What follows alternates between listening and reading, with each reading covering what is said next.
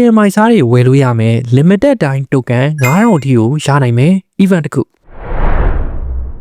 ဆိုတော့ဒီ event ကိုလည်းကျွန်တော်ရဲ့ပုံစံအတိုင်းပဲ brother တို့အတွက်ရိုးရိုးရှင်းရှင်းနဲ့နားလည်လွယ်အောင်ပြပြပေးသွားပါမယ်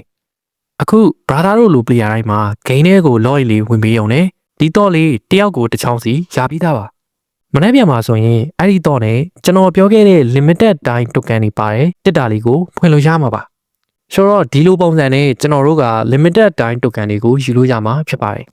တခုရှိမှာကတစ်တာတွေမှာ rarity က၄မျိုးရှိမယ်ကျွန်တော်ဒီမှာပြထားတဲ့အတိုင်း rarity အလိုက်ရမယ် limited time token တွေကလည်းအနည်းအများကွာသွားပါမယ်ပြီးတော့ player တယောက်ကိုတစ်တာကတစ်ခုပဲဖွင့်လို့ရမှာဆိုတော့မှားမဖွင့်မိဖို့လည်းသတိပေးချင်ပါတယ်ဟုတ်ပြီနောက်တစ်ခုကဒီတစ်တာတွေကိုဘယ်ကရမှာလဲဆိုတော့ event တွေကဒီ free limited time token ဆိုတာထဲမှာ mission လေးတွေလုပ်ပြီးတော့ဒီလက်ဆောင်တုပ်လေးတွေထဲကနေတစ်တာလေးတွေကန်ဆယ်လို့ရပါတယ်ကျွန်တော်ပြောသွားတဲ့နေရာမှာနားမလဲတာတစ်ခုခုရှိတယ်ဆိုရင်လည်းဒီဗီဒီယိုရဲ့ comment မှာမေးခဲ့လို့ရပါတယ်